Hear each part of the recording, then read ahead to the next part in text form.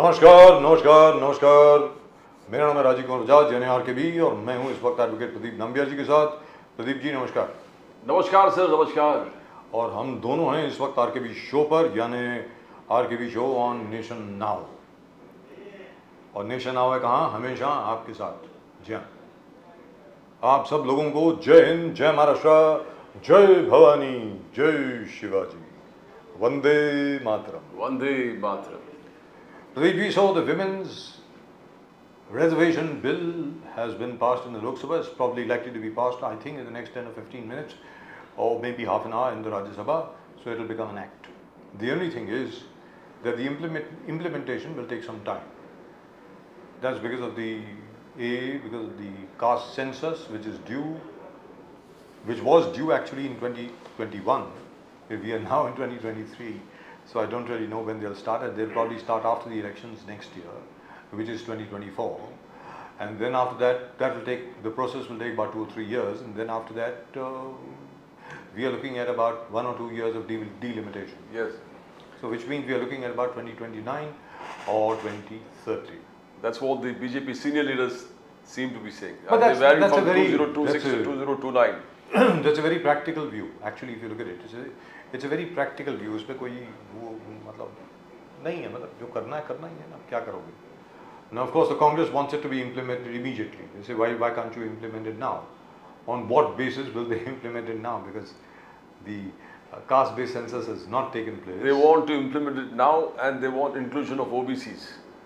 How will they OBC do it? reservation has to be a part, they say, of this women reservation. Yes, and the only problem is that 2011 census, even the data has not been released, because they were supposed to release it in 2014 or 15, and the Ministry of Statistics found that there were too many errors in that. That's what they said. So Rahul Gandhi threatened yesterday in the Lok Sabha, अगर आप data को release नहीं करेंगे तो हम लोग कर देंगे. I hope that doesn't happen. That will lead to another constitutional crisis, because census data and other data released by the government is absolutely sacrosanct. And by the way, there were just 2 people who opposed the bill in the Lok Sabha. One, of course, Mr. Asaduddin Owaisi of the AIMIM, and his MP and our friend, former journalist Imtiaz Jaleel, also from the AIMIM. Exactly, sir. Which is rather sad. I think that's sad. I wonder why. He said because there is no mention of special reservation for women, special reservation for Muslim women. Muslim. Well, who stopped him from giving tickets to Muslim women from his own party? He can do that. So why isn't he giving it? That's sad.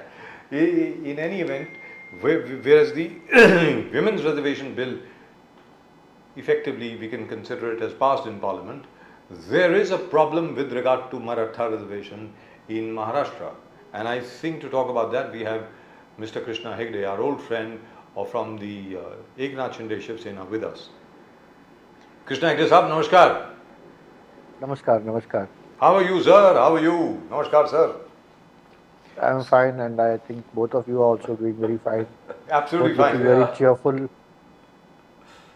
Very cheerful, sir. The Women's Empowerment Bill, Women's Reservation Bill has been passed in Parliament, so congratulations. And I hope the Maratha Reservation Bill also becomes an act very soon. Do you think it will become an act quickly? Let's hope for the best. We are all trying. The Honorable Prime Minister, first of all, I would like to, through your channel Nation Now, wish everyone a happy Ganesh Chaturthi, and also congratulate the Honorable Prime Minister on the Nari Shakti Adhiniyam 2023 Vidhayak, which he has just passed in the Lok Sabha. So I think it's a great move for the women of our country, especially who will, I can say they are more than equal to men, and today even in the political sphere they have the reservations. Earlier also in the local bodies they had, and now even in the Lok Sabha and the Vidhan Sabha they get the due share. Wonderful.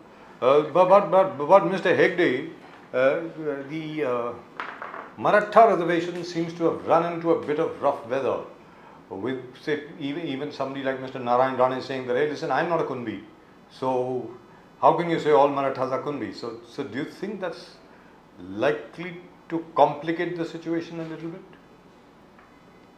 No, Like that's why some- we have a retired justice who is heading the committee. A lot of people who are knowledgeable on this subject. Of course, Narayan Rane ji is a senior leader and his views are also welcome. Similarly, our Chief Minister Shri Eknath Shinde ji is also a Maratha. And I think everyone will put their heads together. Even Devendra ji, Ajit Dada is also a Maratha. So I don't see any problem. Basically, it's a question of having a will, and we have the will to do things for the people of Maharashtra. Fantastic. You Pradeep know, ji. Rahul Gandhi, Hegde साहब were talking a lot about protecting of democracy. जब भी देश के बाहर जाते हैं तो बोलते हैं लोकतंत्र खतरे में है, लोकतंत्र को हम ही कांग्रेस ही बचा पाएंगे. The institutions of democracy is being threatened by the BJP ruled government and its allies, and it is only the Congress that can save it. Mr. Modi used this opportunity to highlight how this parliament, the old parliament, had witnessed the ruthlessness of emergency, and he also said that how this parliament also saw how democracy came back. So he never left any chance to pull pot shots that democracy was threat under the Congress. How do you see Rahul Gandhi's thoughts of always telling that democracy is in danger, loktantra khatre mein hai, combined with Modi's talk about how the parliament has seen democracy revived after emergency? Hegde sahab. Rahul Gandhi ji is speaking against the government every day. His people are talking against the government every day, which means democracy is alive. If it was not alive, would he be allowed to speak like this? He is even going abroad and speaking. So Bilkul. he is only answering and contradicting his own statement. What can we say? No, but in terms of the Maratha reservation, sir,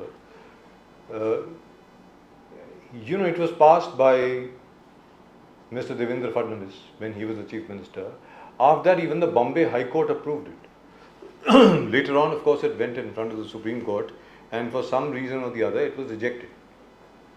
And it was not rejected only because of the 50% ceiling, sir. It was also because the present council representing the Maharashtra government, were unable to convince the court that the Maratha community is socially and educationally backward. Do you think we'll be able to overcome that this time? The representation which was done in the Honorable Supreme Court was very flawed. It was done during the regime of Shri Uddhav Thackeray ji. Gee.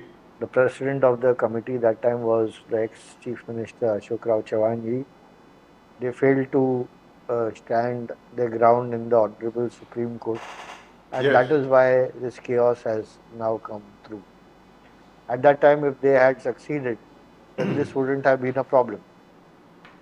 Now it's a question of those people who did not succeed or totally failed are now blaming us. How fair is that? And I'm sure the Maratha community also understands this.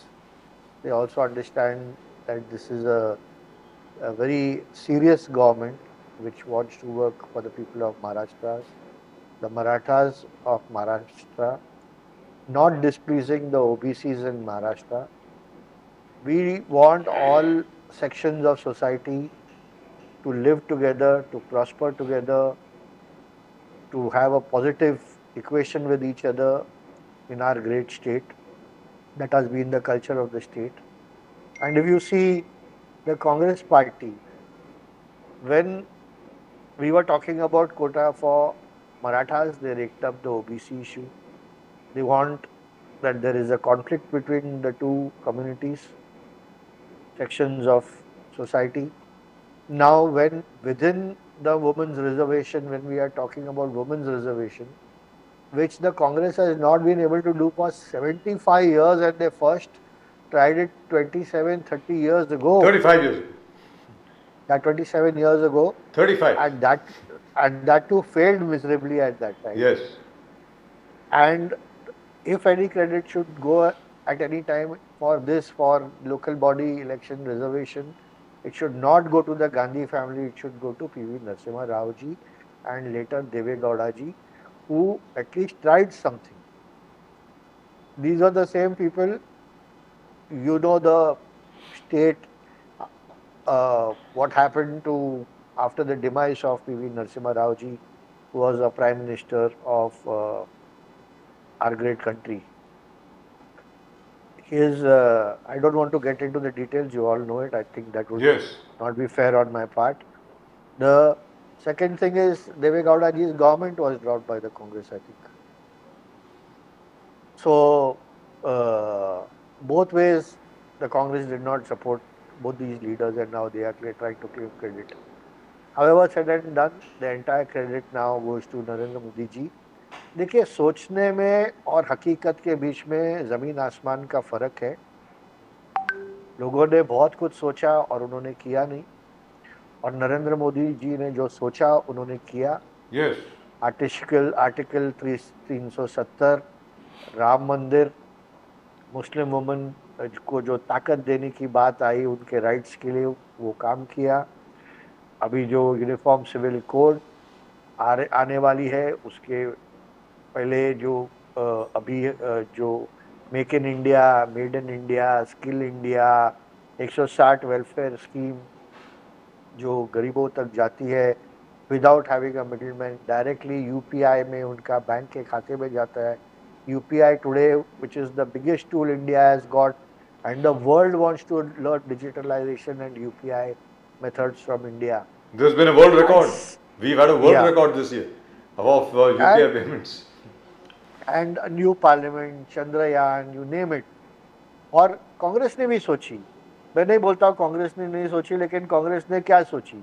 2G, 3G, आदर्श, कोयला, submarine, helicopter, सब सोचा उन्होंने भी. वो सब में हकीकत में बदली किया उन्होंने, नहीं किया ऐसा नहीं. इसके लिए हम लोग सब घर पे बैठे बात नहीं. You know that very लेकिन हेगड़े साहब, एक सेकंड, प्रदीप जी, एक Yes, सेकंड. yes. आपने जो कहा सोचने के बारे में, ये भी बात बिल्कुल दुरुस्त है कि ये पहले बिल जो इंट्रोड्यूस किया गया था वो 1989 में किया गया, राजीव गांधी जी के वक्त पे.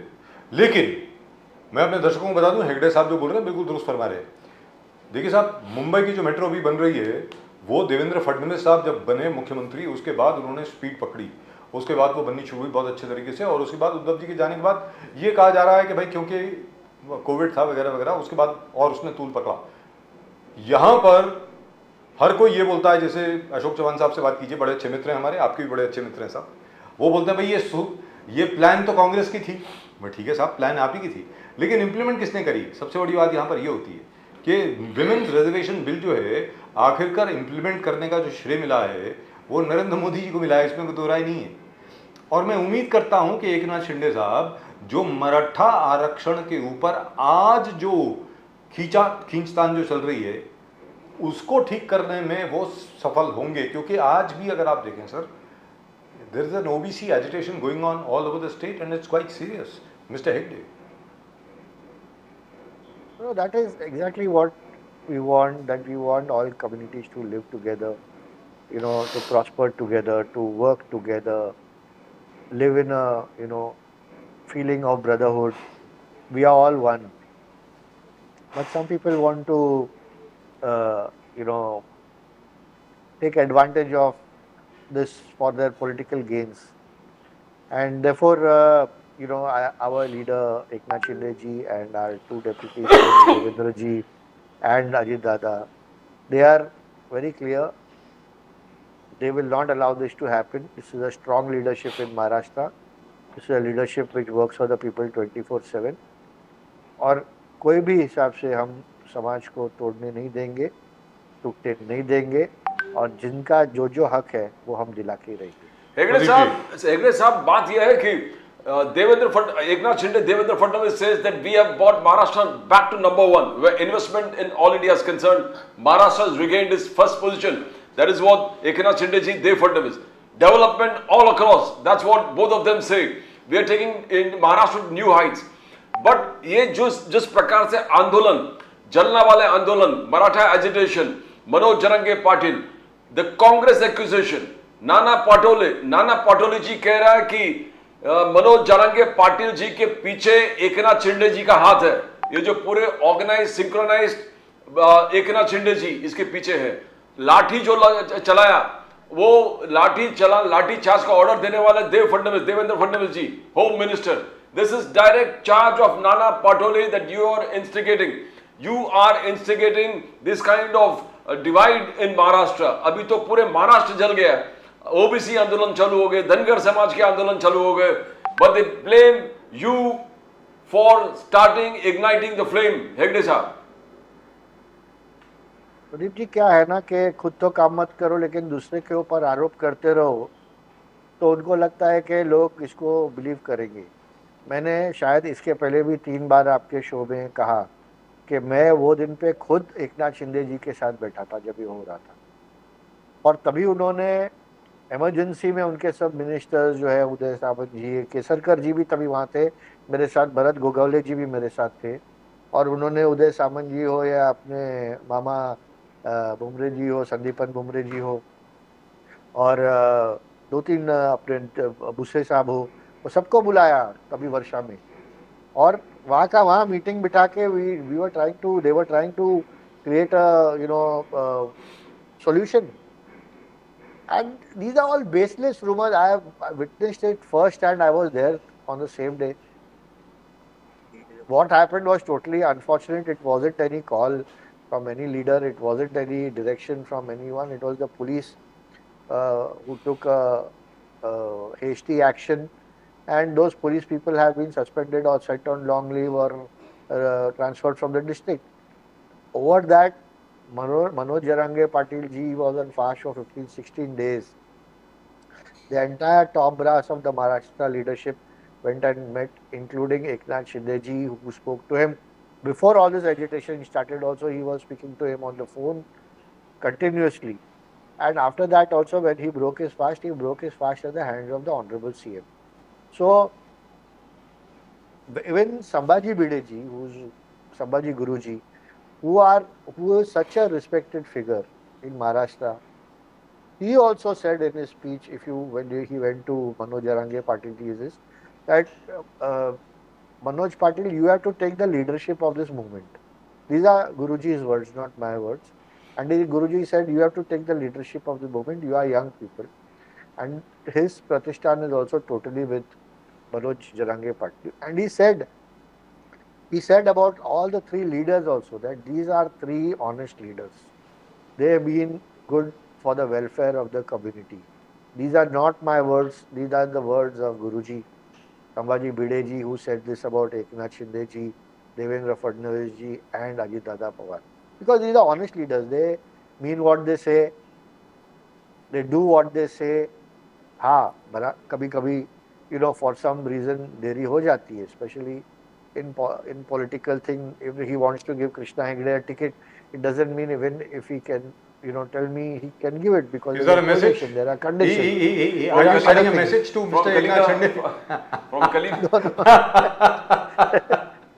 Kalina se tayari. But I tell you what, you mentioned. I am saying maybe he can't give you a ticket, so there is no message here. No. You mentioned Mr. Bhide about 5 or 6 times. Yeah. There's the same gentleman who questioned the parentage of Mahatma Gandhi, who said Gandhiji's father was probably a Muslim, on the basis of which a case has been registered against him. Do you think it's okay to call him Guruji? Asking you, sir. No, I don't think he said that. If you hear his statement very clearly, he mentioned how Mahatma Gandhiji's father was working there, and he also mentioned about the circumstances. After that also he has taken back his words, and Devendra ji has also said that if we respect the father of our nation, Mahatma Gandhiji, we hold him in the highest esteem, not only in India but throughout the world. So if any wrong words have been taken, we do not stand by anything of that sort. Hegde The sahab, government has clearly clarified its stand also. Right. Hegde sahab, Eknath Shinde, Dev Fadnavis, there's no doubt about, along with Ajit Pawar, is fast-paced development. They're doing fantastic things where infrastructure is concerned. They're doing great things for Maharashtra. We all acknowledge it. The whole country acknowledges it. Because we can see it happening. We can see it happening all around us. Development. But Mumbai-Goa highway, the opposition calls Ravinder Chauhan Gajar Samrat. Opposition is calling Ravinder Chauhan Gajar Samrat because road तो repair हुआ नहीं है, पूरे मुंबई गोवा में hoardings लगे हैं कि काम हो गया, काम हो गया, काम हो गया। गणपति आ भी गए, फेस्टिवल आ भी गए, मगर एक लेन जो आप ठीक करने वाले थे वो ठीक कर नहीं पाए हेगड़े साहब। इसलिए पूरे ऑपोजिशन उनको गाजर सम्राट बुलाते हैं। How can you deny the charges because there actually no work in Mumbai Goa express highway. Hegde साहब, Mumbai Goa highway is going on since 17 years। मुझे बताइए किसका सरकार था? रविंद्र चौहान जी तो अभी 1 साल पहले मंत्री बने उसकी, तो कौन किसको गाजर दे रहा है उस पर ही समझ में आ रहा है।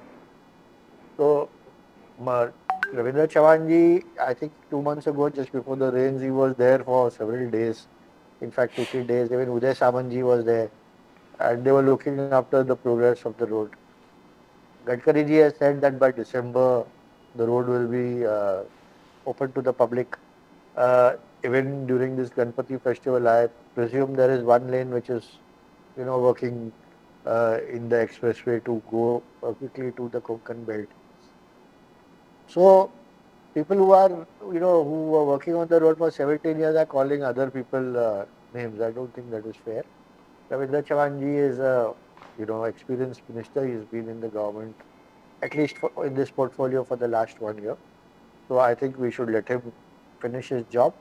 एंड दिसंबर तक टाइम मांगा है तो दे देंगे दिसंबर तक टाइम। सर लेकिन मैं आपसे फिर बोल रहा हूँ कि जहाँ तक के ओबीसी एजिटेशन का सवाल है, because this is an opportunity for the opposition, this is an opportunity for the Congress, it's an opportunity even for the Uddhav Thackeray Sena, it's an opportunity for other people. So very frankly I think mister Shinde perhaps should take very quick action and calm everybody down, cool tempers everywhere and all that. I mean, it's very, very important. Very frankly, because I'll tell you why. Because the point is, Maharashtra is a state which is the center of India's development. Let's be very clear. If Maharashtra develops, India develops.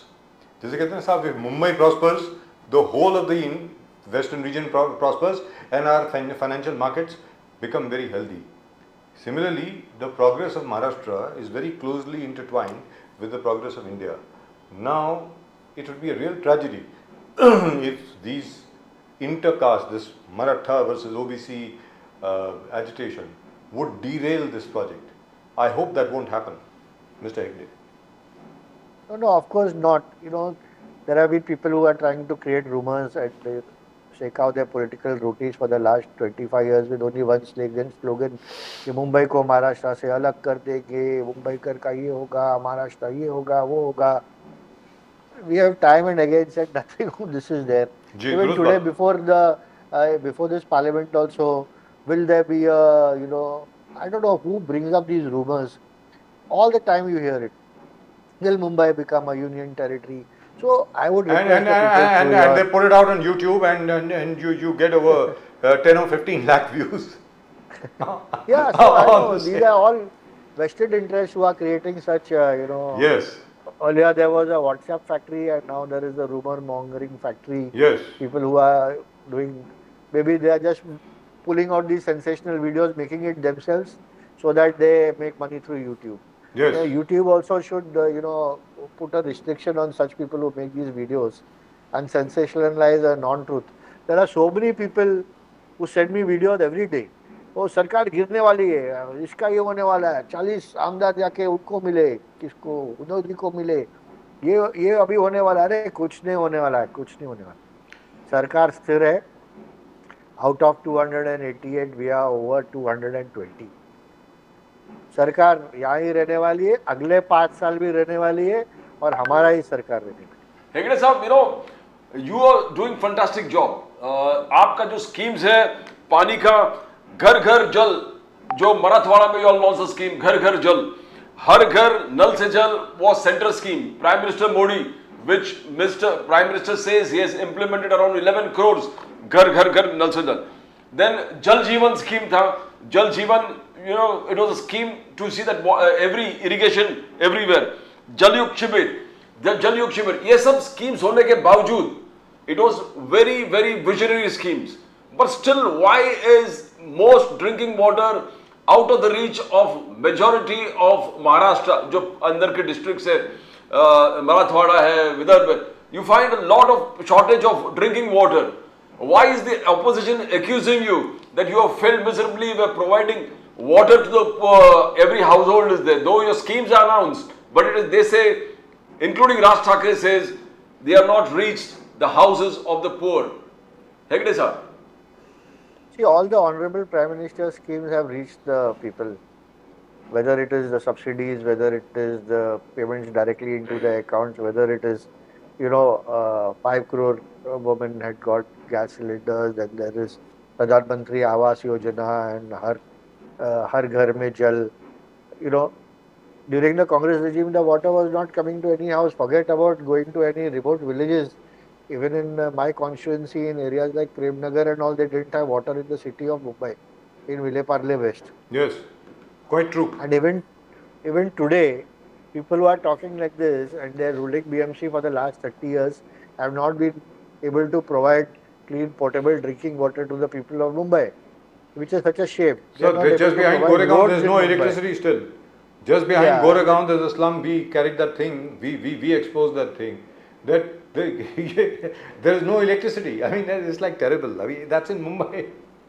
Yeah.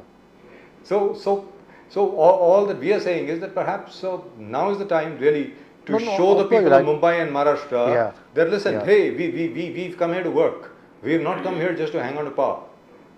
No, absolutely. Our Honorable Chief Minister has also said that all this will make Mumbai Ji. Khadde Mukt. 850 kilometers of roads will be concretized and this work will happen in 2.5, 3 years. And already tenders have That's been scheduled and that's work a has subject been for started. another discussion. I'll tell you why. Because I'm not sure if concretization of roads is the best solution. Because if you go to Europe, if you go to various places, say even in France or even in Spain, you'll find they're going back to metal roads. They're going back to tar and stuff like that, which is fantastic. Even though it rains the whole year round over there, perhaps. But then that's a subject for another discussion. Maybe concretization is not the answer. I'm not sure. But maybe we'll have another discussion at that time.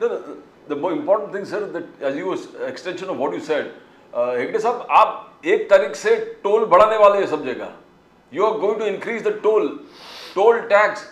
Toll tax is going to increase. The roads are not up to mark. Even Ganpati ke festival, even Mumbai roads are not good. Now Mumbai में ये तकलीफ है. Aditya Thackeray raised that toll talks. BMC also is taking money for repair of the road, and you are taking toll tax also from the people who are coming into Mumbai. तो दोनों जगह से लूट हो रहा है, मगर लोगों को कुछ सुविधा नहीं मिल रहा है. और अभी आप हेगड़े साहब बढ़ाने वाले हो, टोल टैक्स बढ़ाने वाले हो. Now, is it fair, sir? Is it fair? You're going to tax the people. No, Mumbai BMC में कौन थे इतने साल? एक ही मुझे जवाब दीजिए कि मुंबई बीएमसी में कौन राज कर रहा था इतने साल? एक नाम दीजिए, खाली एक सरनेम दीजिए. वही जो Sir, Shiv Sena and the BJP, including our chief minister, he was in the Shiv Sena at that time. Suddenly has realized that double taxation हो रहा है और लोग सफर हो रहे हैं. सिर्फ एक सरनेम दीजिए. जी. नाम्बियार था क्या, बजाज था क्या, हेगड़े था, एक सरनेम दीजिए. कौन बीएमसी राज के 30 साल? I would have loved it if it had been a Hegde. It would have been very nice. We could have got a lot of work done.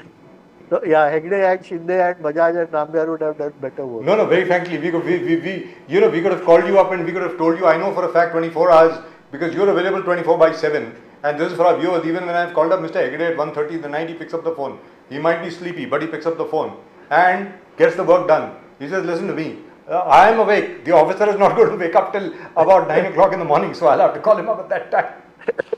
But That's maybe, a fact. but all I'm trying to say is, at the end of the day, I mean, it's Mumbai. Listen, we have to take pride in our city. You look at all the other cities in the world. You look at London. I mean, you look at all these places. They're so lovely. They're so beautiful. What are we doing? I mean, this is our city. It's our pride. Hegde's our. Let us restore the pride of the pity, city. actually. Yeah. Let's Yeah, restore. absolute pity.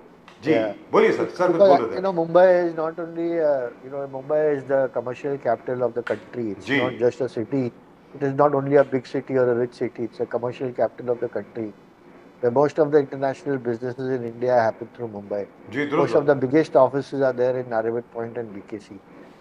So including your company, you know, Nation Gee. Now, all rich people in BKC. So let's all work together to transform this into the great city it once was. So Hegde I've been sahab, traveling all across the world. I've traveled to around 25 countries. Every 3 months I should travel when I used to be a garment exporter. And I seen, even if you go to Nairobi, like anyone will think it's, you know, Kenya, it's a third world country or whatever. The roads are better, quality of food is better. You have to, I don't know, somewhere you have to put a stop to all this. You have to make sure that there is corruption stops. and The people buck have to has to be stop there. and people have to be more disciplined. Just a small People rider. have to be more disciplined. Yeah, you are Yes. not allowed to spit on the road anywhere Yes, outside. that's right. You will get fined. You are not allowed to. You go to Singapore, throw sir things, Singapore plastics. जाइए, थूक के दिखा दीजिए वहाँ पे, और वही हिंदुस्तानी जो मुंबई में पान की पीक लगा करके he thinks it's a right to, you know, color the road red. He controls himself thoroughly when he is abroad. Maybe the same discipline has to come Singapore, here. even chewing gum is banned. Yes. पान और ये तो छोड़ दीजिए, chewing gum भी banned है. So इसका solution निकालिए ना सर. अभी तो आप पावर में हैं, अभी तो आपकी सरकार है sir. We are all there with you. Whatever message you want to transmit through us, please. We are always there for No, you. of course, I think the first message should be, you know, like you said, there should be discipline in your method of, you know, behaving in Mumbai, whether That's it is right. throwing things around, whether it's spitting, whether it is driving. People are, you know, extremely indisciplined. Sometimes I myself have a auto rickshaw union, and they keep complaining to me that they get fines all the time. But sometimes I see some other auto rickshaw people, they are double parking, they stop anywhere, and their complaint is the, you know, customer says just stop here right now, right here, and it's just the chaos on the road. I think So double, even triple, the- quadruple parking on a very narrow Yeah. road.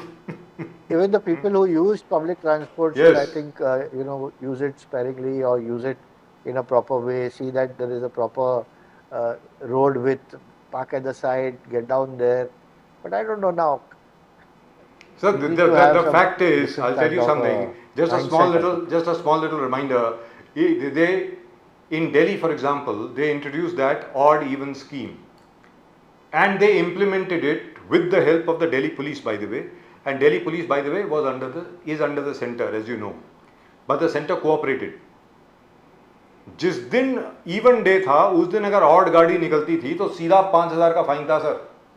Everybody cooperated. Hindustan में sir जैसे संत तुलसीदास बोलते हैं ना, भय बिन हुई न प्रीति, उसके बिना कुछ होने वाला नहीं है. जब तक आप यहाँ पर फाइन बढ़ाएंगे नहीं और उसको इम्प्लीमेंट नहीं करेंगे, यहाँ पर ऐसे ही चलता रहेगा. Very frankly speaking. Thank you so much sir. Hegde साहब, always a pleasure talking to you once again. Ganesh Utsav की बहुत बहुत शुभकामनाएं. आप सबको भी हार्दिक शुभकामनाएं और आपके परिवार को भी. ओम श्री गणेशाय नमः. बप्पा मोरया. ओम श्री गणेशाय नमः सर. ओम श्री गणेशाय नमः. Thank you so much sir. I hope it really happens, Pradeep ji. I hope it really happens. I hope, you know, this city, we all take such great pride in it, and I hope we are able to do something about it. At the moment, with us, our very old friend, the very handsome, very dapper film star of the BJP, Mr. Ajit Chavan. Ajit Chavan साहब, नमस्कार. Sir नमस्कार. नमस्कार. गणपती बाप्पा मोरया. गणपती बाप्पा मोरया. सगळ्या टीमला अतिशय मनापासून गणेशोत्सवाच्या खूप खूप शुभेच्छा. खूब खूब शुभेच्छा. शुभेच्छा सर, शुभेच्छा, शुभेच्छा. ओम श्री गणेशाय नमः. और कैसे हैं सर? आपको मुबारक हो. बहुत बहुत शुभकामनाएं. गणपति की तो शुभकामनाएं ही. उसके अलावा विमेन्स रिजर्वेशन बिल जो पास हो गया सर, 37 साल के बाद पास हुआ कि 35 साल के बाद पास हुआ, मुझे याद नहीं है. But fantastic. Really and truly lovely. And he Great also, work. Ajit Chavan ji has also been appointed by Devendra Fadnavis as the think tank head, Yes. convener of all the bright minds of Maharashtra. Zabardast, sir. Fantastic. Obviously, Pradeep ji, you and I are not considered to be bright enough to be invited, so which is fine. We've always been dumb, but we are very happy being dumb, which is fine. मतलब हमें बेवकूफ़ी समझा जाए वो ज़्यादा अच्छा है. But he is doing a good job. But he is doing a fantastic job. job. इसमें कोई दो राय नहीं है. लेकिन सर आपको बहुत बहुत शुभकामनाएं. जो महिला आरक्षण बिल जो पास हो गया है और अभी राज्यसभा में मुझे लग रहा है अगले आधे एक घंटे में पास हो जाएगा.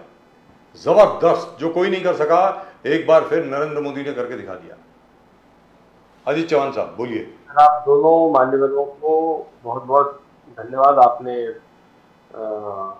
मुझे शुभकामनाएं दी। और भारतीय जनता पार्टी का बुद्धिजीवी प्रकोष्ठ है, ये इंटेलेक्चुअल्स के संगठन का काम करता है, और ये कैसे काम करे इसका मार्गदर्शन देने मैं सर आपके पास एक बार जरूर आऊंगा। आपका मार्गदर्शन हमारे लिए हमेशा महत्वपूर्ण रहा, इसके आगे भी रहेगा। बहुत बहुत शुक्रिया। प्रदीप सर, मैं देश की सारी मेरी माताओं बहनों का दिल से अभिनंदन करूंगा कि उनके भाई नरेंद्र मोदी जी ने एक ऐसी अनोखी भेंट पूरे देश की महिला माताओं को दी है, भगिनियों को दी है, कि जिसका कई दिनों से इंतजार हो रहा था। पर इस सब में अगर प्रदीप सर आप देखें, ये मैं ये मानता हूँ कि हमारे नेता, हम सबके प्रातस्मरणीय आदरणीय अटल बिहारी वाजपेयी जी को एक तरीके से हम सब ने नमन किया है, क्योंकि अटल जी का ये सपना था। अटल जी 6 बार कोशिश कर चुके थे इस चीज की, जो नरेंद्र मोदी जी ने करके दिखाया देश की आधी आबादी को। और सर अब देखिए कि कई लोग कहते हैं कि इस आरक्षण की जरूरत है क्या, मतलब ये ऑन स्क्रीन नहीं कहेंगे, टीवी पे नहीं कहेंगे, बाकी राजनीति में काम करने वाले जो लोग हैं, वो कई लोगों ने कोशिश की, कई बार कोशिश की। आप देख लीजिएगा, देवेगौड़ा जी ने कोशिश की, मनमोहन सिंह जी ने कोशिश की। जो लोग ये नहीं चाहते थे, उन्होंने अलग अलग तरीकों से इस चीज को रोका। अब इसके बाद हर 3 में से एक मेरी महिला भगिनी सांसद होगी।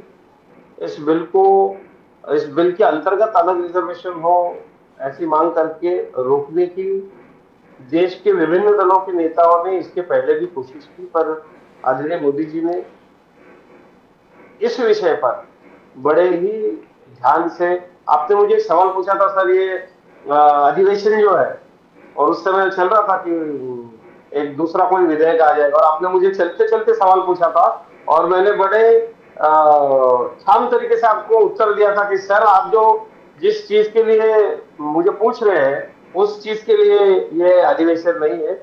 ये अधिवेशन गणपति बाप्पा के आशीर्वाद से, देखिए हमारी महिला भगिनियों को, देश की आधी आबादी को अपना संवैधानिक हक दिलाने का काम आदरणीय नरेंद्र मोदी जी ने किया। जबरदस्त, फैंटास्टिक। अजीत चौहान जी, मगर मोदी साहब ने पुराने पार्लियामेंट हाउस में सब कुछ गिना दिया। उन्होंने 2014 से कहा सबका साथ सबका विकास, article 370, 1 nation 1 tax, 1 rank 1 pension, 10% reservation for poor. Modi साहब ने सब गिना दिया। मगर राहुल गांधी का कहना है कि 90 सेक्रेटरी है, 90 सेक्रेटरी में से पूरे देश चलाने के सिर्फ 3 लोग ओबीसी है, only 3 out of 90। Rahul Gandhi का कहना है। राहुल गांधी आगे कहता है कि ये 3 लोग सिर्फ 5% ऑफ द बजट कंट्रोल करता है। यानी उनका इनडायरेक्टली ये कहना था कि ओबीसी को उतना आप एम्पावरमेंट नहीं कर रहे मोदी साहब। How do you take the charge, जिस प्रकार से राहुल गांधी जी ने कहा कि OBC reservation should be a part of women reservation. Ajit ji. Sir, हमारे संतों ने कहा है, मन चंगा तो कटौती में। आपका अगर मन अच्छा है, आप किसी चीज को सकारात्मक भाव से देखते हैं, तो वो आपको सकारात्मक दिखता है। पर आपको देखना ही किसी चीज को नकारात्मक भाव से है, तो कैसे दिखेगा। और मैं राहुल जी का अभिनंदन करता हूं कि उनकी जबान पर सत्य आया कि उनकी सरकार सेक्रेटरी चलाते थे। आदरणीय अमित भाई ने इसका बहुत ही अच्छा और जोरदार उत्तर उनको दिया है, और देश की जनता को बड़ा अच्छा लगा। अमित भाई ने कहा कि आपके संज्ञान में ऐसा होगा कि सेक्रेटरी देश चलाते, लोगों ने चुने हुए लोग, मंत्री आदरणीय मोदी जी के नेतृत्व में, अमित भाई के नेतृत्व में सरकार चलाते। हमारी सरकार कोई सेक्रेटरी नहीं चलाता, हमारी सरकार लोगों ने चुनकर दिए हुए मंत्री आदरणीय प्रधानमंत्री जी के मार्गदर्शन में निर्णय लेते हैं, और वो लोग सरकार चलाते हैं। तो जिनके कार्यकाल में जैसा हुआ, उनके कार्यकाल में वो चीजें उनको देखना स्वाभाविक है। और मुझे लगता है कि राहुल गांधी जो बोले, उससे उनके कार्यकाल में सेक्रेटरी देश चलाते थे, ये बात बड़ी सुस्पष्ट हो गई। लेकिन अजीत चौहान साहब, जो जवाब दिया अमित शाह साहब ने और आज नड्डा साहब ने, वो विच bye the way is a very perfect answer. अगर आप देखा जाए तो 1992 में सुप्रीम कोर्ट के सामने जब ये बात गई तो सुप्रीम कोर्ट ने कहा भाई 1992 के बाद आपको ये देखना है, इसमें आपको सेक्रेटरीज में, आईएएस ऑफिसर्स में, इन सब में आपको थोड़ा बहुत रिजर्वेशन आपको करना पड़ेगा, you can't just go head with this. आज की तारीख में जितने सेक्रेटरीज हैं वो 1992 बैच के हैं, यानी सुप्रीम कोर्ट के ऑर्डर आने के पहले के।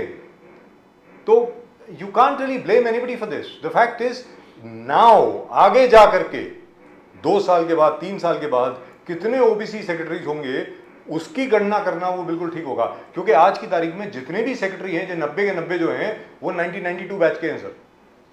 अजीत चौहान साहब। सर मुझे लगता है कि हमारे देश के प्रशासन में आने वाले और जो प्रशासनिक अधिकारी होते हैं उनके लिए बड़े पुराने जमाने से एक सिस्टम तय है। पहले आईसीएस हुआ करता था, देश की आजादी के बाद वो आईएएस हो गया। हर स्टेट की अपनी एक अलग एक सिस्टम है कि प्रशासन में आने वाले वरिष्ठ अधिकारी कौन होंगे, ये उसमें तय होता है। और इन सब चीजों में अगर आप स्टेट में देखें तो स्टेट में आरक्षण है, सेंट्रल की अगर बात करें आप तो आपने ये बात बिल्कुल सही कही कि इस तरीके की भी चीजें होनी चाहिए। आप यूपीएससी के रिजल्ट्स उठा करके देख लीजिए और कई ऐसे एग्जाम्स हैं, इनके रिजल्ट्स आप उठा करके देख लीजिएगा। उनके मतलब बिल्कुल तय से मैं बात करूंगा कि उनके मेरिट से लेके तो बाकी की सारी चीजें आप देख लीजिएगा। और दूसरी एक बात हमेशा से ये होती है कि सरकार में चलाने वाला आदमी, मतलब ये किस तरीके की बात हम ये कहते हैं कि सरकार में कोई अगर अधिकारी उसी जाति का होगा तो ही उसी जाति के लिए वो अच्छे डिसीजन ले पाएगा। मुझे लगता है इससे बड़ी हास्यास्पद बात कुछ नहीं हो सकती।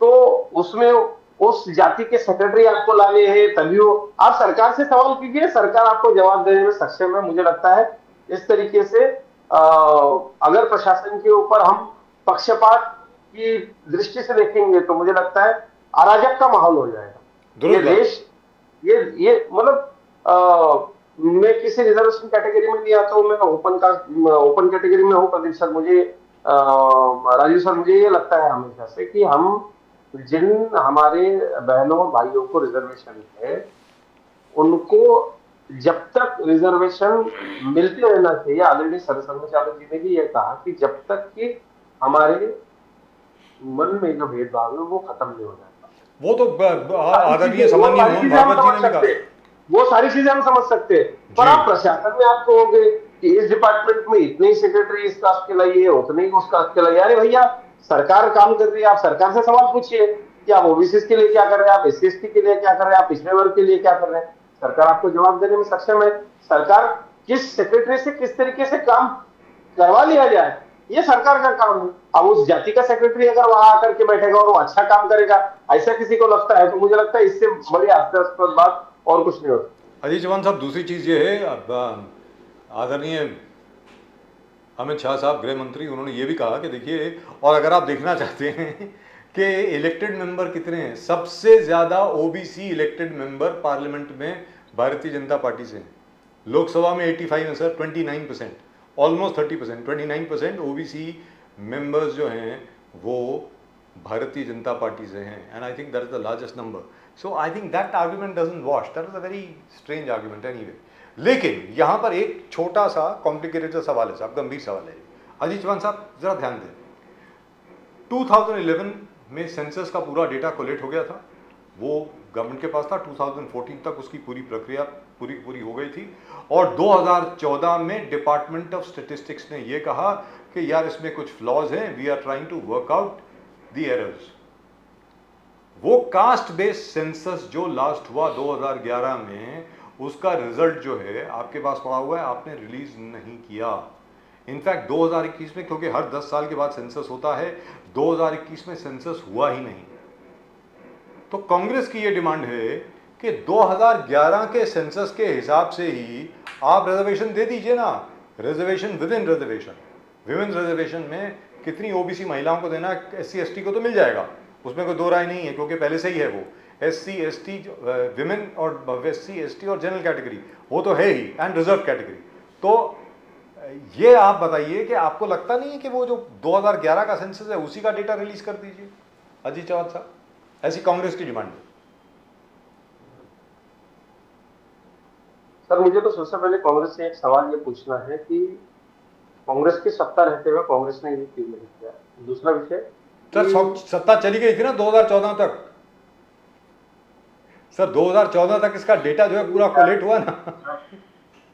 प्रदीप सर, राजीव सर, ये जो अब कांग्रेस के नेता इस विषय पर, इनकी जब सरकार थी, ये बिल जब सदन में आया था, क्या क्या इस विषय में हुआ, किस तरीके की मांगे रखी गई, किन किन लोगों ने इसमें टांग अड़ाई, ये सारी बातें देश के सामने।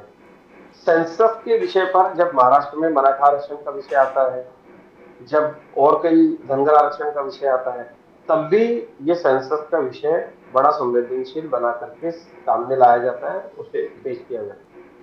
मुझे बस इसमें इतना ही कहना है कि ये जो डेटा है ये सेंट्रल गवर्नमेंट के पास सबमिट किया जाता है, पर कितने राज्यों ने इस पर बड़ा सीरियसली काम किया है, कितने राज्य इसमें केंद्र सरकार के कहने के बाद सम्मिलित हुए हैं।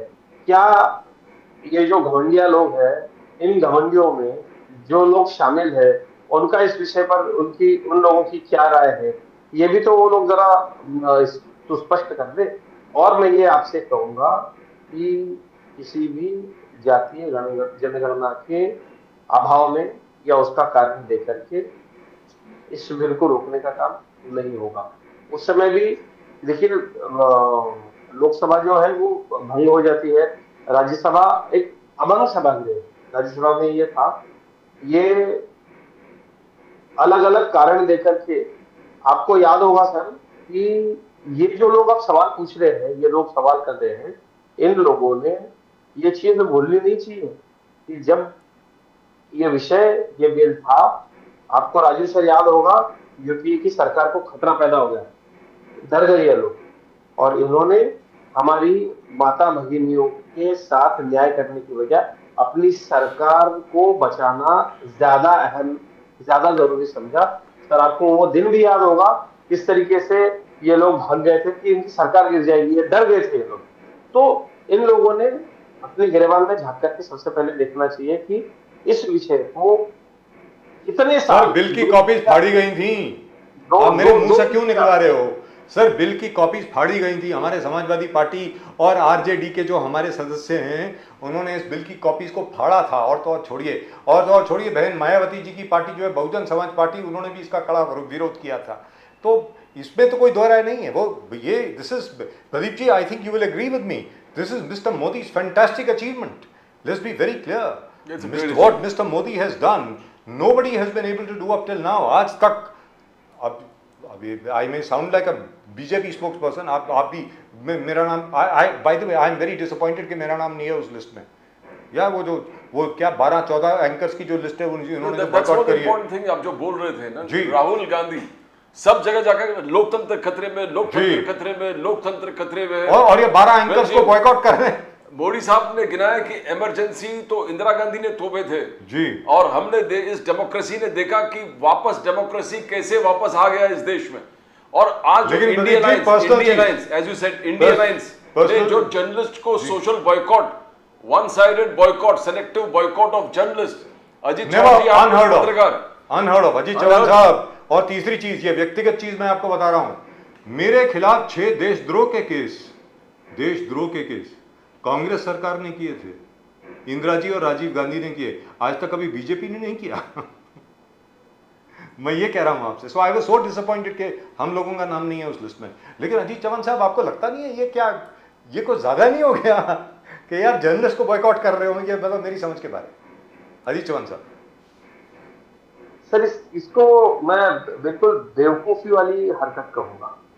आपने देखा होगा कि पूरे देश के पत्रकारों ने इसका निषेध किया, इसका विरोध किया। मैं ये चीज मानता हूं कि अगर आप पत्रकारों के सवाल का जवाब नहीं दे सकते तो आप मान लीजिए कि आपकी गलती है, जो पत्रकार आपसे तीखे सवाल कर रहे हैं, इतने सालों में जो आपसे गलती हुई, वो चीजें आपको पूछ रहे हैं, देश के बहुसंख्यक समाज के मन में क्या चीजें हैं, बहुसंख्यक समाज क्या सोचता है, सही में समाज के अंदर क्या विचार चल रहा है, ये लेकर के सवाल पूछने वाले लोगों को बैन कर देना, मुझे लगता है कि ये बैन नहीं कर सकते, ये कुछ और नहीं कर सकते। इनकी दादी माँ ने इमरजेंसी के जमाने में पत्रकारों को जेल में डाला था।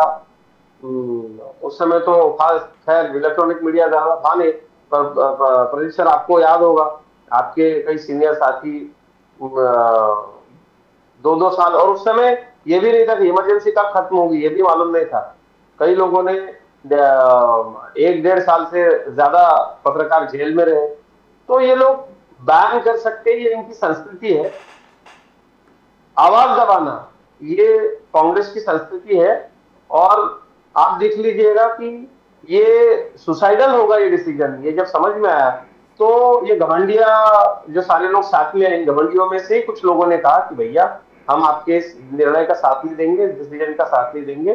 देश में पत्रकारों को इस तरीके से बैन कर देना ये कोई अच्छी बात नहीं, ऐसा मुझे लगता है। और देश की जनता, देश के सारे मीडिया हाउसेस इस चीज को देख रहे हैं कि आप चीजों के जवाब नहीं दे सकते तो आप भाग जाओगे। लेकिन ऐसा तो दूसरी हो नहीं चीज ये है सकता। अजीत चौहान साहब, सबसे बड़ी बात यहाँ पर ये है कि मेन स्ट्रीम मीडिया में जो सारे के सारे लोग हैं जिनके खिलाफ जो कुछ भी कहा गया है, वो सब लोग तकरीबन कॉर्पोरेट मेन स्ट्रीम मीडिया का हिस्सा है। वो सब नौकरी कर रहे हैं। अरे भाई, आपको तकलीफ है तो आप कहिए ना भाई we are boycotting this media house, सीधी बात बोलिए कि जितने भी सेठ हैं, जितने भी सेठ लोग हैं, हम इन लोगों को बॉयकॉट कर रहे हैं। वो जर्नलिस्ट की क्या गलती है यार उसमें? वो तो नौकरी कर रहा है बेचारा, और सेठ जी वो बोलेंगे वो करेगा। क्या बात कर रहे हो? नहीं तो मतलब या तो फिर रिजाइन करिए और जाइए बाहर। मतलब I don't understand this at all. मतलब ये तो बहुत ही अजीब चीज़ है, very very frankly speaking. In my I have never seen something like this in 41 years। I have never seen something like this happening. और अगर आपको मान लीजिए लगता है कि कोई भी एंकर कम और भारतीय जनता पार्टी का प्रवक्ता ज़्यादा है, तो मत जाइए, उस पर अनाउंसमेंट करने की क्या ज़रूरत है? मुझे ये समझ में नहीं आया जी चौहान साहब। तो ये क्या हो गया है कि ये अब नया ट्रेंड शुरू हो गया है क्या कि वील सोशली बॉयकॉट यू? मतलब ऐसा हो गया क्या? क्या हो गया है? सर, जब आप किसी चीज को जवाब नहीं दे पाते तो उसको आप टालते हैं, और ये निसर्ग का नियम है कि आप जिस चीज का उत्तर नहीं दे पाते, आपको जो चीज बड़ी ही मुश्किल लगती है, तो इन पत्रकारों के सवालों का सामना करना शायद इन लोगों के लिए बड़ा मुश्किल साबित हो रहा होगा। और आप सारे ये साथी देख लीजिएगा, इन लोगों ने, मतलब मैं कई सारे लोगों के साथ काम कर चुका हूँ जिनके ऊपर इन लोगों ने बैन लगाया है। मैंने जी बीजेपी ज्वाइन करने जी के बाद जी उनके शो में मैं एज अ गेस्ट जा चुका हूँ। तो ये हमसे भी तीखे सवाल करते हैं, ये हमसे भी कई चीजों का जवाब मांगते हैं।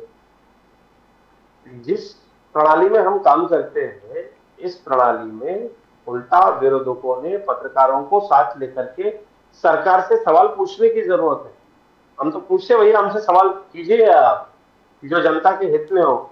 उल्टा ये लोग मीडिया से ही भाग जा रहे।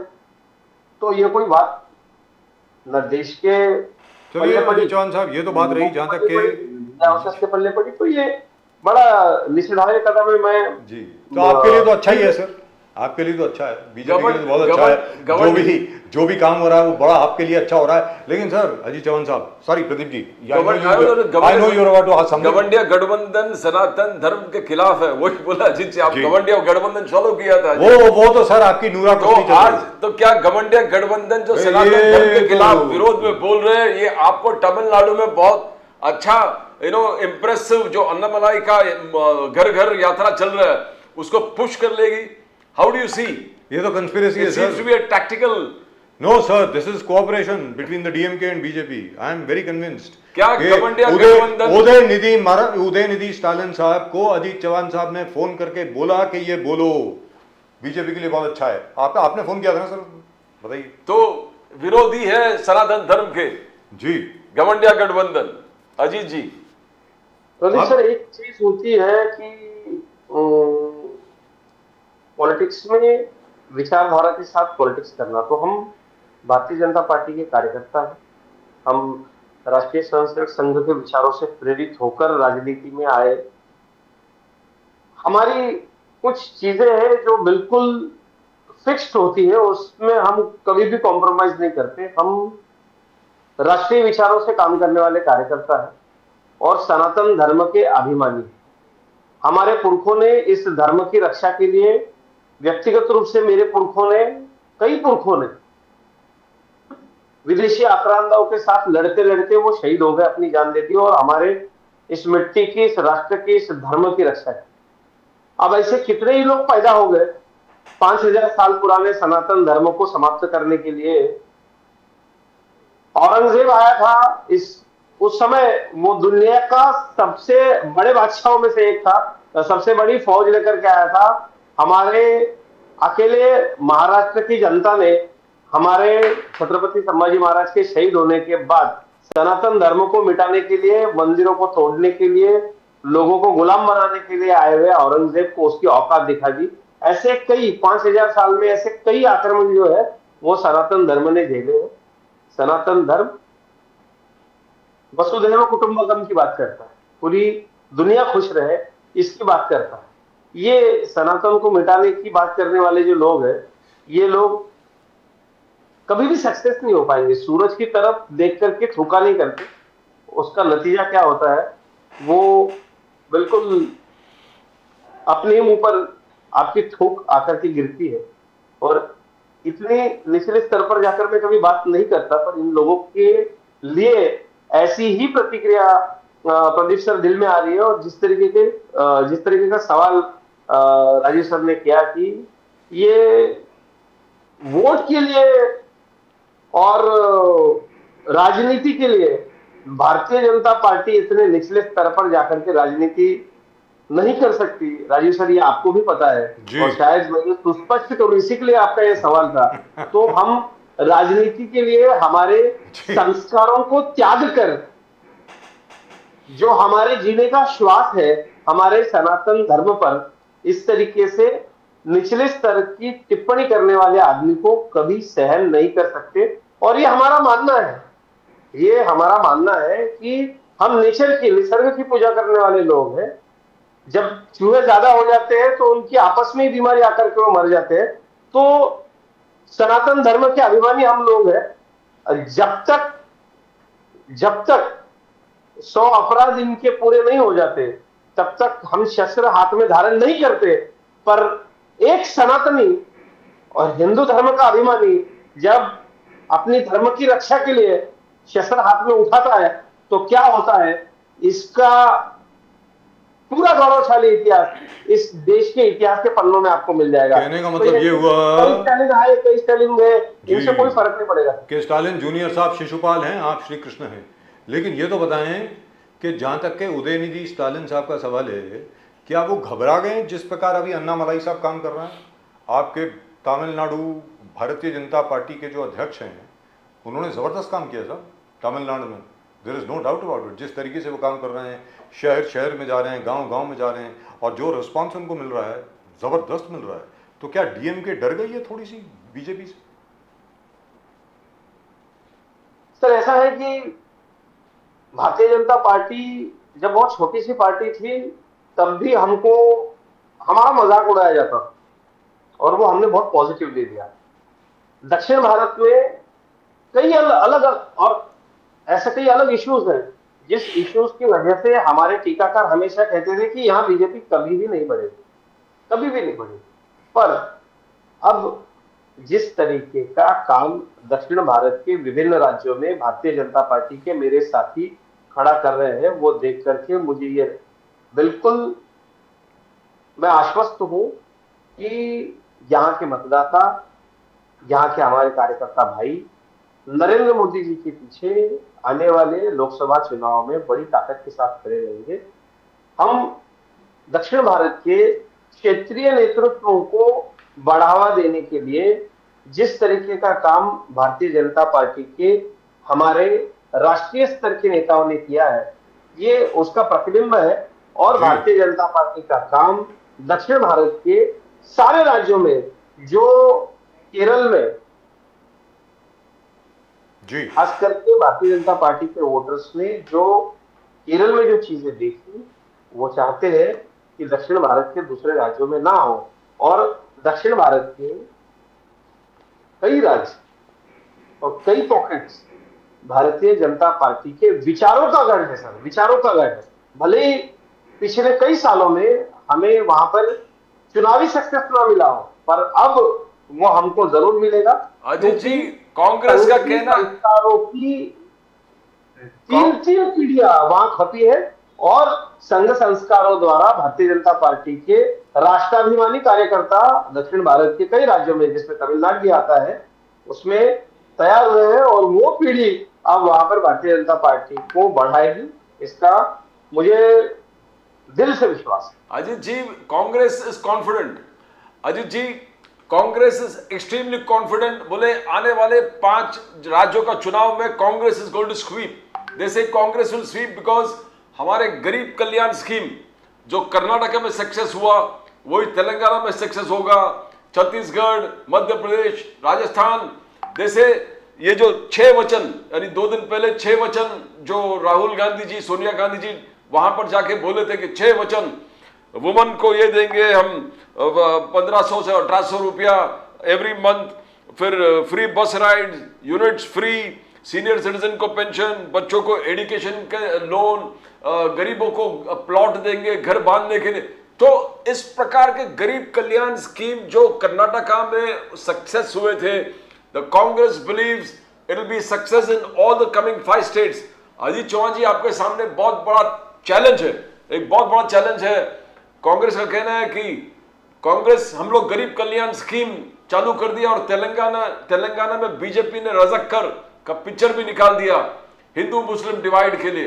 रजक्कर्स ने डेफिनेटली अत्याचार हुए थे हिंदुओं पर, बट कश्मीर फाइल्स एक पैटर्न चल रहा है way BJP is concern. Ajit Chauhan ji. Pradeep sir, सबसे पहले तो मैं आपको बात कहूंगा कि कर्नाटका में जो स्कीम्स अनाउंस हुए हैं वो अपने विशिष्ट मतदाताओं का कितना निचले स्तर पर गिरकर उनको खुश करने की कोशिश की जा सकती है, वो आप देख सकते हैं। अल्पसंख्यकों को 5 लाख देंगे। अरे भाई, आप सब गरीबों को दे दो, क्यों देंगे सिर्फ अल्पसंख्यकों? तमिलनाडु में जिस तरीके से गणेशोत्सव पर एक तरीके से ऐसे नियम पुलिस ने लगाए हैं, कर्नाटक में ऐसे नियम पुलिस ने लगाए हैं कि आप गणेशोत्सव या किसी और उत्सव की परमिशन लेने अगर आप जाए तो आदमी परमिशन के कागज जमा करते करते थक जाए, उससे वो होगा नहीं। तो आपको देश सशक्त बनाना है, राज्य सशक्त बनाना है, या टैक्स के पैसे फ्री फंड में एक विशिष्ट वर्ग को बांट करके देश को और राज्य को दिवालिया बनाना है, ये यहाँ के मतदाताओं को जरूर सोचना होगा और इस चीज का निर्णय लेना होगा।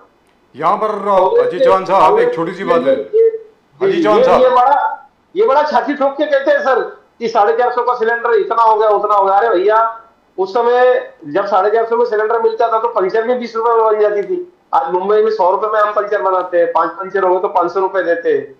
तो उस समय 20 रुपए में पंचर बन जाती थी, 100 रुपए की पंचर 500 रुपए की होगी। सीधी सी बात है सर। और मैं एक बात कहता हूँ कि क्या टैक्स पेयर्स के पैसे इस तरीके से फ्री फंड में लुटाने का किसी पॉलिटिकल पार्टी को हक होना चाहिए, राइट होना चाहिए? मतलब आप सत्ता में आने के लिए आप स्टेट को बेच देंगे।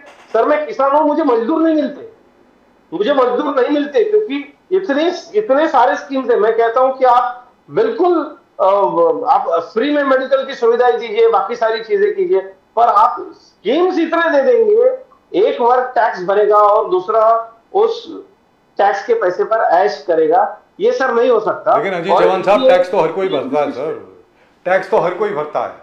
आज भारत में जो भी पैदा होता है वो टैक्स भरता है। अगर आप दुकान से कुछ भी खरीदते हैं तो आप टैक्स भर रहे हैं, जीएसटी तो है ही। डॉक्टर सुब्रमण्यम स्वामी, जो भारतीय जनता पार्टी से ही राज्यसभा के मेंबर थे, अब नहीं हैं, उन्होंने कहा है, एक बार नहीं 1000 बार कहा है कि इनकम टैक्स तो बंद हो जाना चाहिए बिकॉज एवरीबडी पेज जीएसटी आप बढ़ा दीजिए, income tax, personal income tax देना आप बंद करवाइए। खैर, दैट्स अ सेपरेट इशू। मैं यहाँ पे आपसे एक और सवाल पूछना चाहता हूँ सर, वेरी इंपॉर्टेंट।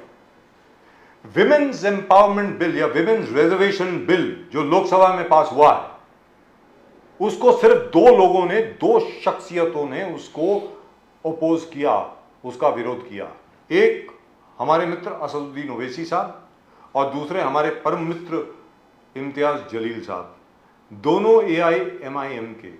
इनके बारे में आप क्या कहेंगे?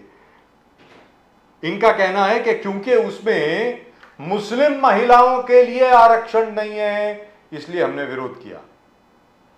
अजीत चौहान साहब।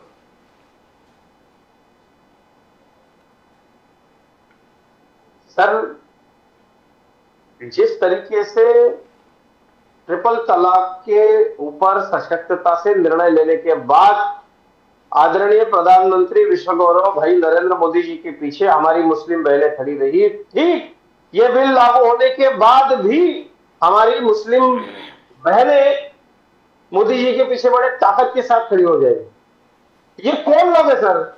ये निजाम के रजाकार। मैं मराठवाड़ा की बाउंड्री से हूं सर। इनके पुरखों ने हम पर धर्मांतर न करने के एवज में गोलियां चलाई है, हमारी मां बहनों की इज्जत लूटी है। रजाकार तो भाग गए, कासिम रजवी भाग गया, ये अपनी औलादे यहां पर छोड़ करके गया है। ये मूल तत्ववादी लोग हैं। ये खुद बैरिस्टर है, खुद पत्रकार है, खुद को बुद्धिजीवी कहते हैं, पर इनको हमारी मुस्लिम भगिनियों को, मुस्लिम महिलाओं को उसी शरिया के अंधेरे कुएं में रखना है। पुरुषों के बराबर का कोई हक हमारी मुस्लिम भगिनियों को मिले, ये लोग बिल्कुल भी नहीं चाहते। शरिया पर चलने वाला इनका निजाम राज चला गया, इसका दुख, इसका मलाल आज भी इन लोगों को है। ये मूल तत्ववादी कट्टर लोग हैं। एमान के लोग जितने भी है आप देख लीजिएगा, जहां पर भी हमारे यहाँ महाराष्ट्र में दंगे हुए पिछले कुछ दिनों में, उन दंगों में भड़काने वाले लोग कौन थे? इनके मेंबर ऑफ पार्लियामेंट को आप यूट्यूब पर जाकर के देख लीजिएगा सर। जिन विशिष्ट समुदाय के बच्चों को, युवकों को भड़काकर इन्होंने रास्ते पर लाया, आगजनी करने को लगाई, पत्थरबाजी करने को लगाई, जब उनको पुलिस ने अरेस्ट की, जमानत के लिए पैसे नहीं थे तो बिलख रहे थे उनके माँ बाप और गाली दे रहे थे इन सांसद महोदय को। तो इनका काम सर समाज में, जाति जाति में झगड़े लगाना है। और ये ऐसी मानसिकता के लोग हैं। हम गार्गी, मैत्रेयी, अहिल्याबाई होलकर, झांसी की रानी, तारा रानी, रानी चेन्नम्मा के वंशज है सर। हमारे यहाँ जीजा माता का उदाहरण हम देते हैं कि ऐसी माँ कि जिस माँ ने बेटे की अनुपस्थिति में स्वराज भी संभाला, उसको बड़ा किया और देश को गुलामगिरी से मुक्त कराया, ऐसी महिलाओं के हम वारिस हैं। हम हमेशा गार्गी, मैत्रेयी के उदाहरण देते कि उन्होंने वेद लिखे। हम महिलाओं को पुरजोर बराबर का दर्जा देने वाले लोग हैं। हम सावित्रीबाई फुले के वंशज हैं। ये लोग कभी भी हमारी माताओं को, भगिनियों को बराबर का हिस्सा देने के विचारधारा के लोग ही नहीं है, तो ये लोग क्या समर्थन करेंगे? और इसके बाद मैं बहुत कॉन्फिडेंट हूं, हमारे देश की मुस्लिम भगिनियों का आवाज दबाने की कोशिश धर्म के ठेकेदार हमेशा करते हैं, पर वोटिंग के जरिए, मतदान के द्वारा ट्रिपल तलाक हो, इस तरीके से आधी आबादी को 33% आरक्षण देने का निर्णय हो, भाई नरेंद्र मोदी जी ने जिस तरीके से देश की महिलाओं को, और उसमें मुस्लिम महिलाएं भी आती है, क्यों ये लोग विशेष अलग चीजों की मांग करते हैं? मुस्लिम महिलाओं का इस देश पर उतना ही हक है जितना कि हिंदू, सिख, क्रिश्चियन, ईसाई, पारसी, किसी भी जाति धर्म की महिला। ये उनका देश है। ये उनका ठेका लेकर के गलत चीजों की मांग करने वाले लोग होते कौन? अजय जी, आप आज के तारीख में there is no doubt that Eknath Shinde, Dev Fadnavis ji ने महाराष्ट्र को इन्वेस्टमेंट जहां पर है, जो फडणवीस जी ने खुद अनाउंस किया, नंबर 1 पर लेके आया। Maharashtra development investment number 1 in the whole of India, Fadnavis ji का कहना है। एंड यू आर डूइंग, दिखता है पूरे जिस प्रकार से इंफ्रास्ट्रक्चर पूरे महाराष्ट्र में काम कर रहा है, इट इज देयर टू सी।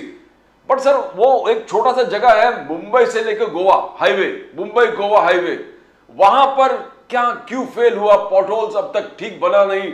आज गणपति से पहले करने वाले थे, 1 वे पूरे 1 लेन पूरा ठीक करने वाले थे। आप देखो कि मनसे का आंदोलन, अलग अलग लोगों के आंदोलन, ऑपोजिशन की आलोचना, ऑपोजिशन रविंद्र चौहान जी को गाजर सम्राट बुलाते हैं।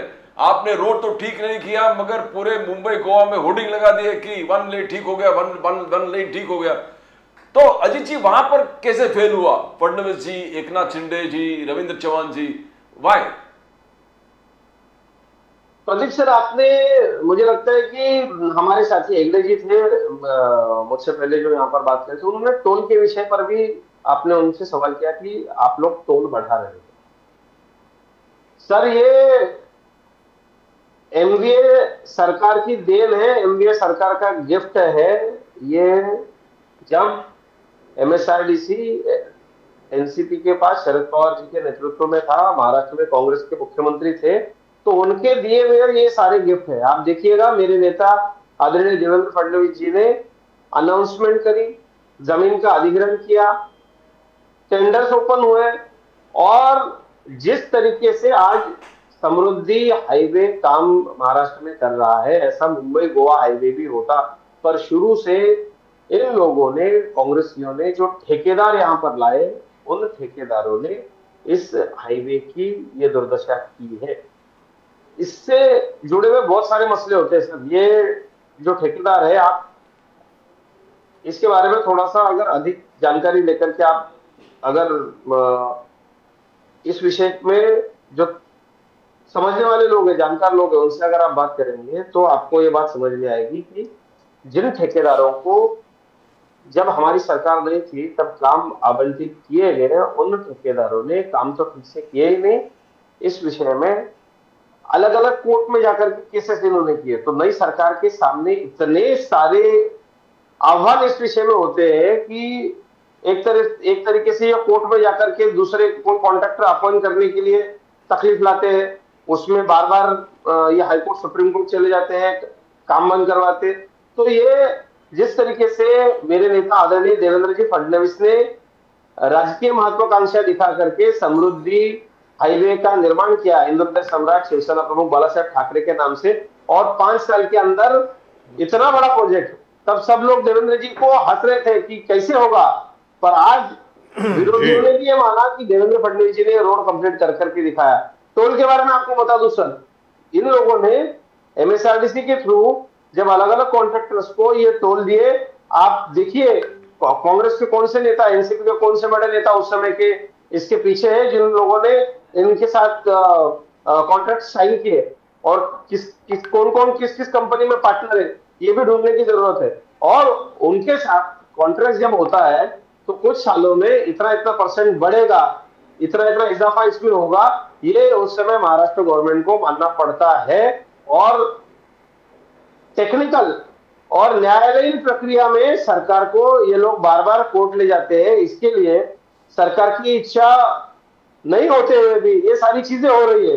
कई बार इसमें कॉन्ट्रैक्टर को टर्मिनेट किया, और सिंगल लेन अगर आप देखेंगे, आप कह रहे हैं बोर्ड लगा दिए, सर आप एक बार मुंबई गोवा हाईवे से चले जाइए, गणेशोत्सव के लिए स्पेशली 1 महीने के अंदर हमारे नेता आदरणीय रविंद्र चौहान जी के नेतृत्व में जिस तरीके से बाहर से कॉन्ट्रैक्टर्स ला करके उन्होंने अपने दम पर एटलीस्ट लोग कोंकण में ठीक से पहुंच पाए, इस तरीके से रास्ते का जो काम किया वो निश्चित रूप से सराहनीय। आप खुद जाकर के सरवा देख लीजिएगा। और इनके लाए हुए कॉन्ट्रैक्टर्स, इनके नेताओं ने की हुई वहां पर जो परसेंटेज की पॉलिटिक्स है, उसकी वजह से महाराष्ट्र के कई प्रोजेक्ट फंसे हुए थे। पर जिन प्रोजेक्ट्स को हमने अनाउंस किया, जो प्रोजेक्ट शुरू से हमने हैंडल किए, वो टाइमिंग के पहले हम लोगों ने पूरे करके दिखाए, और कई लाख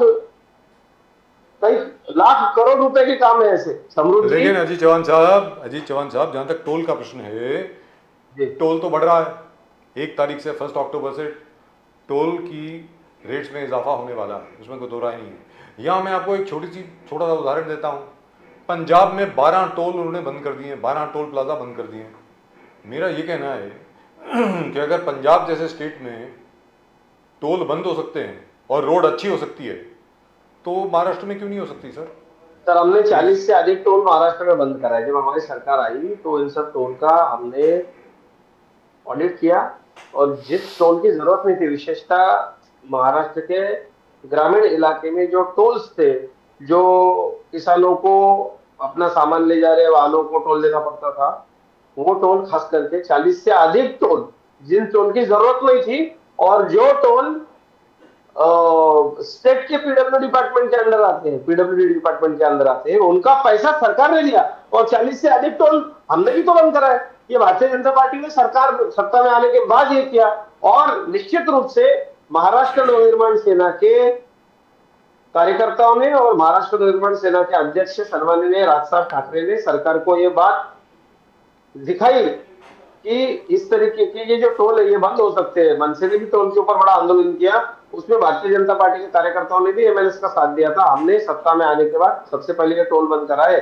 अब मुंबई एंट्री पॉइंट्स और बाकी टोल्स की जो बात आप कह रहे हैं, मैं वही आपसे कह रहा हूँ कि कौन लोग सत्ता में थे, किन लोगों ने इनके साथ में एग्रीमेंट्स किए हैं, किन लोगों ने उनकी सत्ता होते हुए 10% बढ़ेगा, 5% बढ़ेगा, 15% बढ़ेगा, ये सारी शर्तें मान लिए। सर ये आप दिखाइए, ये सारे लोग जो आदित्य ठाकरे जी आप बोल रहे हैं, उस समय आदित्य ठाकरे जी की सत्ता नहीं थी क्या? आदित्य ठाकरे जी की सरकार नहीं थी क्या? आदित्य ठाकरे जी मंत्री नहीं थे क्या?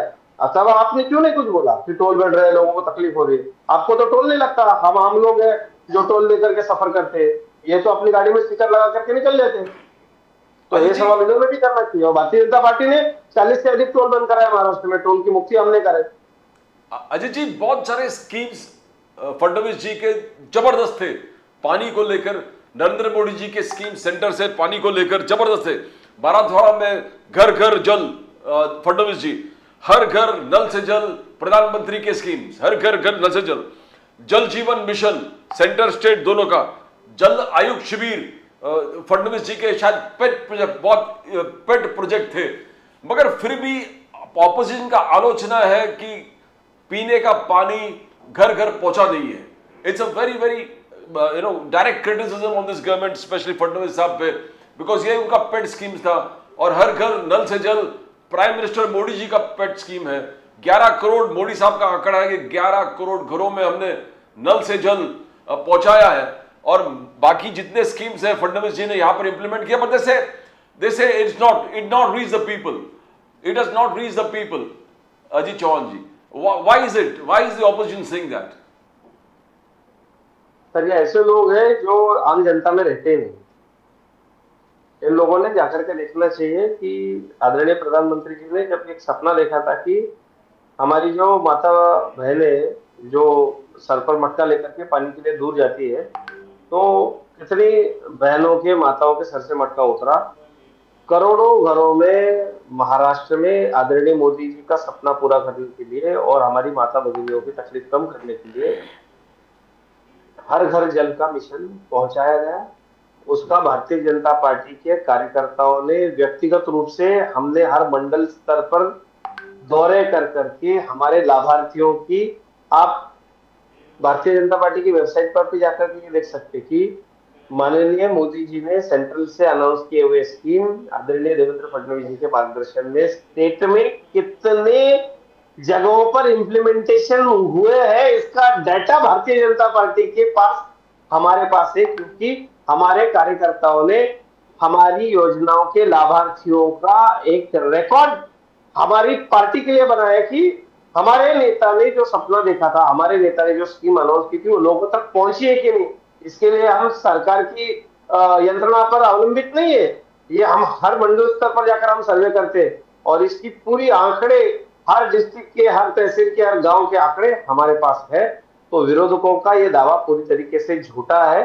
खास करके भारतीय जनता पार्टी के कार्यकर्ताओं को तो इस तरीके के आह्वान उन लोगों ने देने नहीं चाहिए, क्योंकि हम मंडल स्तर पर, बूथ स्तर पर इसका सर्वेक्षण करके इसकी पूरी संख्या लाभार्थियों की हमारे पास, और हमने कई लाख पत्र मोदी जी को, धन्यवाद मोदी जी के रूप से महाराष्ट्र से 25 लाख से अधिक पत्र खुद उन अलग अलग स्कीम्स के लाभार्थियों ने हमारे भारतीय जनता पार्टी के कार्यकर्ताओं के माध्यम से लिख करके आदरणीय मोदी जी को भेजे। तो ये अजीत चौहान साहब आखिरी सवाल आपसे ये है कि भाई पिछली मर्तबा अगर आप देखें 2019 में, तो राजस्थान में आपने 100% सीटें जीती, 100%। कांग्रेस को एक भी सीट नहीं मिली। मध्य प्रदेश से शायद आप 26 सीटें जीत गए 28 में से, जहां तक मेरा ख्याल है जी। छत्तीसगढ़ में भी आपकी परफॉर्मेंस जबरदस्त रही। महाराष्ट्र में आपने 41 सीटें जीती 41। सर क्या इस बार 2024 में आप ये परफॉर्मेंस रिपीट कर पाएंगे? अजीत चौहान साहब। सर, आप मुझसे कई बार ये सवाल करते हैं कि जी लोकसभा चुनावों में भारतीय जनता पार्टी का क्या नतीजा है। जी हमारे पास एक ऐसा नेता है जिससे जनता प्यार करती है, और आदरणीय मोदी जी प्रधानमंत्री बने, इसके लिए भारतीय जनता पार्टी के कार्यकर्ता तो काम कर ही रहे हैं और पूरा दमखम लगाकर करेंगे।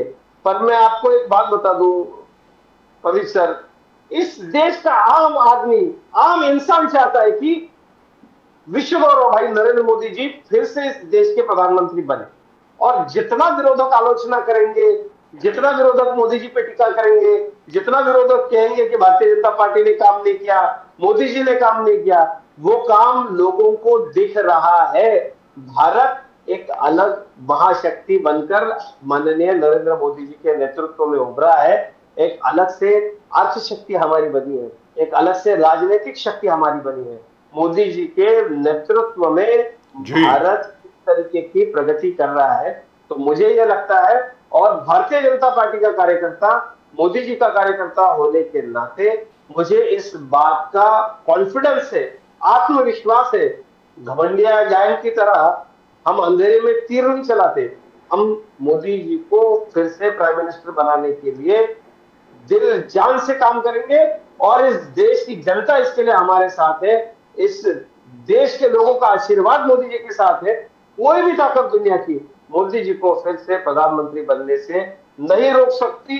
ये प्यार बांटने वाला, विकास करने वाला, काम करने वाला नेता है, विरोधियों का काम है। मोदी जी ने भी सदन में हाउस में उस दिन कहा कि वो एक ऐसे व्यक्ति है, जितना विरोधकों ने उनको विरोध किया है, उतना देश की जनता ने विश्व गौरव भाई नरेंद्र मोदी जी को प्यार दिया। तो सर, बड़े विनम्रता से कहता हूं, जिनको जो करना है कर ले। जी आएंगे तो मोदी, आएंगे तो मोदी जी ही। आएंगे तो मोदी जी। कहने का मतलब ये हुआ कि definitely the BJP will get at least a simple majority, which is 272. Of course, the BJP is aiming for 350 plus. 350 से ज़्यादा ये एम है। Publicly, of course, वो कहते हैं कि 400 से ज़्यादा लाएंगे, but that's a separate issue. But I think everybody is working very hard. The only problem which I foresee is Karnataka, I see Maharashtra, Madhya Pradesh, Chhattisgarh and Rajasthan. That's where I foresee a bit of a problem. And Bihar. And considering the fact that they're not in power in Bihar, there could be a problem over there. लेकिन एक बड़ा गंभीर सवाल है sir मेरे लिए व्यक्तिगत तौर पे। अजीत चौहान साहब, मैं उम्मीद करूंगा कि आप इसका जवाब देंगे। देंगे ना? बिल्कुल बिल्कुल सर। अजीत चौहान साहब, आप हाउस में कब जा रहे हैं?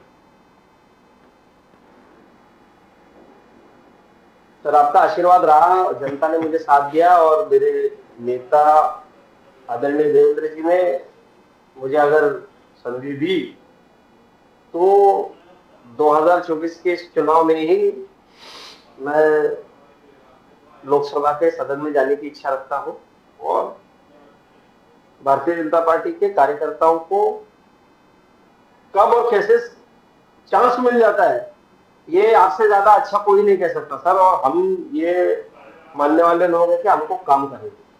Wonderful, absolutely wonderful. काम करेगा जो अच्छा काम करेगा, जिसकी पार्टी के प्रति, देश के प्रति, अपने नेतृत्व के प्रति निष्ठा होगी, वो जरूर अपने मन में जो इच्छा है वो जरूर पाता है। पर सर, एक बात है कि कुछ पाने के लिए तो भारतीय जनता पार्टी का काम शुरू नहीं किया था। भारतीय जनता पार्टी का काम शुरू इसलिए किया है क्योंकि राष्ट्र के साथ, राष्ट्रवादी विचारों के साथ रहना है, आदरणीय नरेंद्र मोदी जी के साथ रहना है, इसलिए बीजेपी का काम शुरू किया था।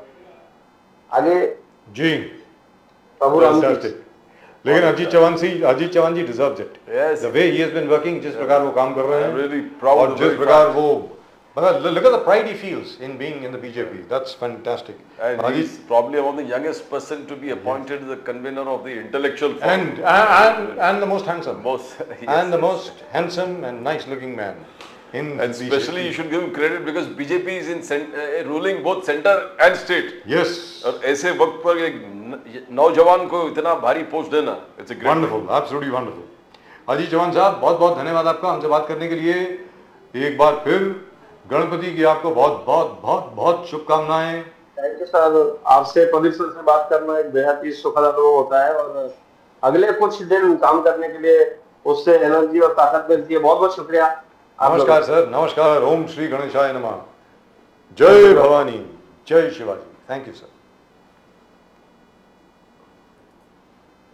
Right, and that was Mr. Ajit Chavan, a very, very long interview with Mr. Ajit Chavan, where he articulated the BJP's position on most subjects. I think we did have a gentleman from the Congress with us. I don't think he is with us at the moment. I wonder if he will join.